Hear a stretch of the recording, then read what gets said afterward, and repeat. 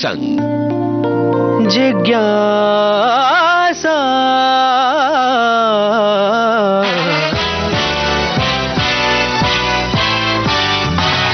जिज्ञासा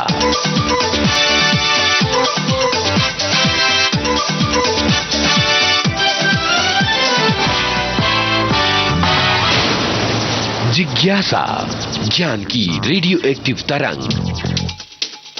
ज्ञान की रेडियो एक्टिव तरंग जिज्ञासा में मैं यूनुस खान आप सभी का बहुत बहुत स्वागत करता हूं। आज के इस कार्यक्रम में हम 3 वैज्ञानिकों की बातें कर रहे हैं। सत्येंद्र नाथ बोस, जो हिग्स बोसॉन के लिए या गॉड पार्टिकल के लिए जाने जाते हैं, स्टीफन हॉकिंग्स की बात करेंगे और फिर गैलीलियो गैलीली की बातें करेंगे। ये तीनों वैज्ञानिक ऐसे हैं जिनका ताल्लुक जनवरी के इस महीने से है। चलिए बातों का सिलसिला शुरू करते हैं।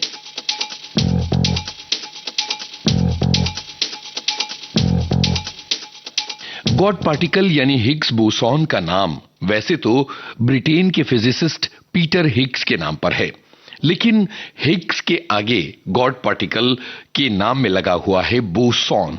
ये जो बोसॉन शब्द है ये भारतीय वैज्ञानिक सत्येंद्र नाथ बोस के नाम पर है।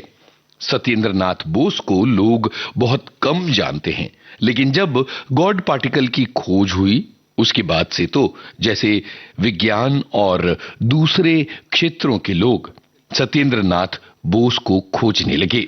1 जनवरी 1874 को सत्येंद्र नाथ बोस का जन्म कोलकाता में हुआ था। उनके पिता ईस्ट इंडियन रेलवे में काम करते थे। सत्येंद्र नाथ बोस ने अपनी पढ़ाई कोलकाता के प्रेसिडेंसी कॉलेज से की और उनकी बहुत ज्यादा दिलचस्पी साइंस और मैथ्स में थी और उन्हें पढ़ाने वाले शिक्षक यही कहा करते थे कि एक दिन वो बहुत महान वैज्ञानिक बनेंगे, एक बहुत अच्छे शिक्षक भी बन सकते हैं।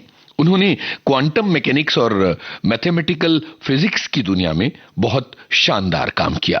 बोस ने क्वांटम स्टैटिस्टिक्स पर एक रिसर्च पेपर लिखा, एक ब्रिटिश जर्नल में इसे पब्लिश होने के लिए भेजा, लेकिन यह पब्लिश नहीं हो पाया। 1924 में सत्येंद्र नाथ बोस ने महान वैज्ञानिक अल्बर्ट आइंस्टीन को एक चिट्ठी लिखी और इस चिट्ठी के साथ अपना रिसर्च पेपर जोड़कर भेज दिया। आइंस्टीन ने बोस के इस काम के महत्व को समझा और उसे एक जर्मन जर्नल में पब्लिश करवा दिया। इस जर्नल में पहली बार बोसॉन शब्द का इस्तेमाल हुआ था। सत्येंद्र नाथ बोस की खोज को आइंस्टीन ने बोसॉन का नाम दिया था। आमतौर पर वैज्ञानिकों की महानता की पहचान उन्हें नोबेल पुरस्कार मिलने से होती है और विडंबना देखिए कि बोस के सिद्धांतों के आधार पर कई वैज्ञानिकों को नोबेल मिला। बोस का नॉमिनेशन होने के बावजूद उन्हें कभी नोबेल पुरस्कार नहीं मिला। इसके बावजूद दुनिया भर में गॉड पार्टिकल के जनक के रूप में सत्येंद्र नाथ बोस को पहचाना जाता है। अक्टूबर 1924 में सत्येंद्र नाथ बोस ढाका यूनिवर्सिटी की अपनी नौकरी से छुट्टी लेकर यूरोप पहुंचे। पहले 1 साल वो पेरिस में रहे और उन्होंने रेडियो एक्टिविटी पर मैडम क्यूरी के साथ काम किया। इसके साथ ही उन्होंने मॉरिस डी ब्रोगली नाम के एक साइंटिस्ट के साथ एक्स-रे पर भी रिसर्च की। अक्टूबर 1925 यानी तकरीबन 100 साल पहले सत्येंद्र नाथ बोस बर्लिन गए, जहां उनकी मुलाकात अल्बर्ट आइंस्टीन से हुई। ये मुलाकात इसलिए मायने रखती है क्योंकि इसी समय बोस आइंस्टीन स्टैटिस्टिक्स और बोस आइंस्टीन कंडेंसेट की परिकल्पना की गई। ये पदार्थ की वो अवस्था है जो तब बनती है जब बोसॉन कणों को परम शून्य यानी -273 डिग्री सेंटीग्रेड पर ठंडा किया जाता है। अब आप ये सोचिए कि सत्येंद्र नाथ बोस को नोबेल नहीं मिला, पर 2001 में 3 वैज्ञानिकों को गैसों में बोस आइंस्टीन कंडेंसेट की अवस्था हासिल करने के लिए फिजिक्स का नोबेल मिला। 2013 में हिग्स बोसॉन की खोज करने वाले वैज्ञानिकों को भी नोबेल पुरस्कार मिला। दुनिया भर के फिजिसिस्ट आज इस बात को मानते हैं कि जितना असर आज के फिजिक्स पर बोस आइंस्टीन स्टैटिस्टिक्स का है, उतना ही असर हिग्स बोसॉन का भी आगे चलकर होने वाला है। इतनी महत्वपूर्ण है सत्येंद्र नाथ बोस की ये खोज। 8 जनवरी 1942 को एक बच्चे का जन्म हुआ जिसका नाम रखा गया स्टीफन हॉकिंग्स। इंग्लैंड के ऑक्सफोर्ड में उनका जन्म हुआ था। सन 1959 में नेचुरल साइंस की पढ़ाई करने के लिए स्टीफन ऑक्सफोर्ड पहुंचे और कैम्ब्रिज में पीएचडी करने के लिए आ गए। इसके तकरीबन 4 बरस बाद ये पता चला कि उन्हें मोटर न्यूरॉन नाम की बीमारी है और अब वो ज्यादा से ज्यादा 2 साल जी पाएंगे। लेकिन अपनी जिजीविषा के दम पर वो लगातार जीते रहे और अपनी रिसर्च भी करते रहे। 1988 में उनकी एक किताब आई, a brief history of time, जिसकी 1 करोड़ से ज्यादा कॉपीज बिकी। साल 2014 में स्टीफन हॉकिंग्स के जीवन पर एक फिल्म बनी, द थ्योरी ऑफ एवरीथिंग, जिसमें एडी रेडमैन ने स्टीफन हॉकिंग का किरदार निभाया था। विश्व के महान वैज्ञानिक स्टीफन हॉकिंग्स ने शारीरिक अक्षमताओं को पीछे छोड़ते हुए ये साबित कर दिया कि अगर इच्छा शक्ति हो तो इंसान कुछ भी कर सकता है। 2018 के मार्च महीने में 76 साल की आयु में उनका निधन हुआ। उनकी ज्यादातर जिंदगी व्हील चेयर पर बीती। वो बोल नहीं पाते थे, इसलिए खास मशीनों का सहारा लेते थे जिसके जरिए वो संवाद करते थे। स्टीफन हॉकिंग्स ने फिजिक्स के कई अलग अलग लेकिन समान रूप से मूलभूत क्षेत्रों पर काम किया, जैसे थ्योरी ऑफ ग्रेविटी, ब्रह्मांड विज्ञान, क्वांटम थ्योरी, सूचना सिद्धांत और थर्मोडायनेमिक्स। इन सब को वो एक प्लेटफॉर्म पर ले आए थे। स्टीफन हॉकिंग्स का जो सबसे उल्लेखनीय काम है वो ब्लैक होल के क्षेत्र में है। सन 1959 में जब हॉकिंग्स ने ऑक्सफोर्ड यूनिवर्सिटी में अपना ग्रेजुएशन शुरू किया था, उस दौर में वैज्ञानिकों ने ब्लैक होल के सिद्धांत को गंभीरता से लेना शुरू किया था। प्रिंसटन यूनिवर्सिटी के जॉन व्हीलर ने इस पर बहुत बारीकी से काम किया था और ब्लैक होल का नाम तक रख दिया था।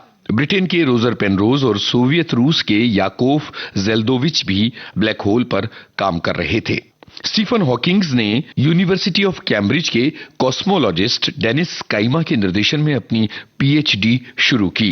जनरल रिलेटिविटी और ब्लैक होल में फिर से पैदा हुई वैज्ञानिकों की दिलचस्पी ने उनका ध्यान खींचा।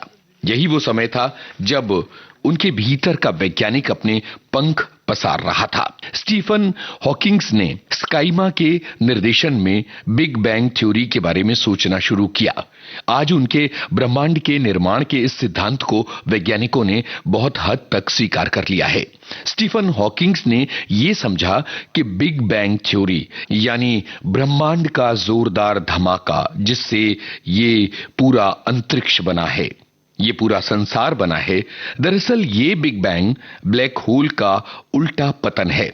1970 में इन दोनों ने एक रिसर्च पेपर पब्लिश किया जिसमें यह बताया गया कि जनरल रिलेटिविटी का अर्थ यह है कि ब्रह्मांड ब्लैक होल के केंद्र से ही शुरू हुआ होगा। इसके बाद ब्लैक होल के बारे में बहुत सारी खोजें शुरू हुई। स्टीफन हॉकिंग्स ने ये पहली बार बताया था कि ब्लैक होल का आकार सिर्फ बढ़ सकता है, ये कभी घटता नहीं। ब्लैक होल के पास जाने वाली कोई भी चीज उसमें समा जाती है। ब्लैक होल का बाहर ही उसका आकार निश्चित करता है। ब्लैक होल की सीमा किसी फूलते हुए गुब्बारे की तरह घटती बढ़ती रहती है। स्टीफन हॉकिंग्स विज्ञान के 2 क्षेत्रों को एक साथ लेकर आए थे, क्वांटम थ्योरी और जनरल रिलेटिविटी। क्वांटम थ्योरी के जरिए बहुत सूक्ष्म चीजों जैसे कि परमाणु का ब्यौरा दिया जाता है, जबकि जनरल रिलेटिविटी यानी सापेक्षता के सामान्य सिद्धांत के जरिए ब्रह्मांडीय पैमानों पर तारों और आकाश गंगाओं को समझाया जा सकता है। ब्लैक होल स्पेस में वो जगह हैं जहां भौतिक विज्ञान का कोई नियम काम नहीं करता। इनके भीतर का गुरुत्वाकर्षण बहुत शक्तिशाली होता है, इनके खिंचाव से कुछ भी बच नहीं सकता। यहां तक कि ब्लैक होल के अंदर जब लाइट प्रवेश करती है तो वो बाहर नहीं निकल पाती। ब्लैक होल अपने ऊपर पड़ने वाले सारे प्रकाश को अपने भीतर सोख लेता है। जब कोई विशाल तारा अपनी जिंदगी के अंतिम छोर पर पहुंचता है तो वो अपने भीतर ही भीतर सिमटने लगता है और इस तरह से वो एक भारी भरकम ब्लैक होल में बदल जाता है। इसके बाहरी हिस्से को कहते हैं इवेंट होराइजन। क्वांटम इफेक्ट के चलते इससे गर्म कण टूट टूट कर ब्रह्मांड में फैलने लगते हैं। स्टीफन हॉकिंग्स की खोज के मुताबिक हॉकिंग रेडिएशन के चलते एक दिन ब्लैक होल पूरी तरह से द्रव्यमान मुक्त होकर गायब हो जाता है। जब आप ब्लैक होल के अंदर पहुंचते हैं, केंद्र तक वो असीम घुमावदार होता है। यहां आने पर टाइम और स्पेस दोनों ही अपना मीनिंग खो देते हैं और फिजिक्स का कोई नियम ब्लैक होल के अंदर काम नहीं करता। ये खोज की थी स्टीफन हॉकिंग्स ने। आज के इस कार्यक्रम में हम उन्हें तो सलाम कर ही रहे हैं, एक और वैज्ञानिक को हम सलाम कर रहे हैं। 8 जनवरी 1642 को नजरबंदी के दौरान इस वैज्ञानिक की मृत्यु हुई थी। दुनिया इन्हें गैलीलियो गैलीली के नाम से जानती है। पोलैंड के एक मैथमेटिशियन थे निकोलस कोपरनिकस। उन्होंने सबसे पहले यह कहा कि पृथ्वी सूरज का चक्कर लगाती है, लेकिन उन्होंने इस बात को कहीं दर्ज नहीं किया। कोपरनिकस की मृत्यु के 21 साल बाद 15 फरवरी 1564 को इटली के पीसा में पैदा हुए गैलीलियो गैलीली, उन्होंने एक किताब लिखी जिसका नाम था डायलॉग। इस किताब में गैलीलियो ने यह दावा किया कि पृथ्वी सूरज का चक्कर लगाती है। गैलीलियो पर मुकदमा ठोक दिया गया, उन्हें रोम बुलाया गया, जेल में डाल दिया गया। बाद में उन्होंने माफी मांगी, उनकी सजा कम कर दी गई और उन्हें नजरबंद कर दिया गया। उनकी किताबें छपने पर रोक लगा दी गई और नजरबंदी में ही 8 जनवरी 1642 को गैलीलियो की मृत्यु हुई। आधुनिक वैज्ञानिकों स्टीफन हॉकिंग्स और अल्बर्ट आइंस्टीन ने गैलीलियो को फादर ऑफ मॉडर्न साइंस कहा है। सन 1592 की बात है। पीसा की झुकी हुई मीनार पर गैलीलियो चढ़ गए। उनके हाथ में 2 गोले थे, एक भारी था, दूसरा उससे हल्का था। गैलीलियो ने दावा किया कि ये दोनों गोले समान गति से नीचे गिरेंगे। गैलीलियो एक बड़ी यूनिवर्सिटी में पढ़ाते थे, इसलिए उनके इस एक्सपेरिमेंट को देखने के लिए बहुत सारे स्टूडेंट्स आए। लेकिन गैलीलियो की इस बात पर किसी ने विश्वास नहीं किया कि 2 अलग अलग वजन के गोले एक समान गति से नीचे गिरेंगे। गैलीलियो से पहले लगभग 2000 साल से लोग अरस्तु के सिद्धांत को मानते थे कि जो चीज ज्यादा भारी होगी वो ज्यादा तेजी से नीचे आएगी। पर उस दिन गैलीलियो ने इस बात को गलत प्रूव कर दिया।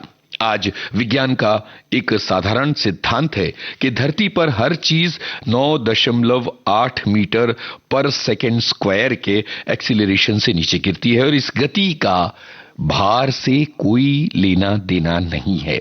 अब आप सोच सकते हैं कि एक पंख और लोहे का एक गोला, अगर दोनों को ऊंचाई से नीचे गिराया जाए तो दोनों अलग अलग गति से नीचे क्यों आते हैं? इसका जवाब है हवा का रेजिस्टेंस। अगर वैक्यूम में दोनों को साथ गिराया जाए तो दोनों एक साथ जमीन पर पहुंचेंगे। गैलीलियो ने अपने समय में 200 से ज्यादा टेलीस्कोप बनाए और उन्होंने इनमें से ज्यादातर टेलीस्कोप अलग अलग कॉलेजेस को दान कर दिए थे ताकि स्टूडेंट्स अंतरिक्ष का अध्ययन कर पाए।